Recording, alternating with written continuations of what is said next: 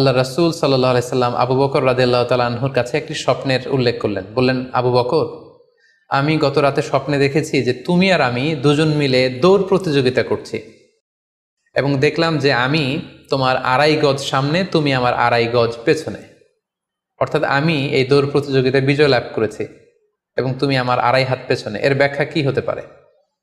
তখন সাইয়েদনা আবু বকর রাদিয়াল্লাহু তাআলা আনহু বললেন, ইয়া রাসূলুল্লাহ, আমার মনে হচ্ছে যে আপনি আমার আগে পৃথিবী থেকে বিদায় নেবেন এবং আপনার ইন্তেকালের 2.5 বছর পরে আমি পৃথিবী থেকে বিদায় নিব। অর্থাৎ আপনি আমার 2.5 বছর আগে পৃথিবী ছাড়বেন আর আমি আপনার 2.5 বছর পরে পৃথিবী ছাড়ব। এবং আমরা যদি বাস্তবতা এবং ইতিহাস খেয়াল করি তাহলে আমরা সেটাই দেখব যে আল্লাহ রাসূল সাল্লাল্লাহু আলাইহি সাল্লামের ইন্তেকালের 2.5 বছর পরে সাইয়েদনা আবু বকর রাদিয়াল্লাহু তাআলা আনহু তিনি ইন্তেকাল করেছিলেন।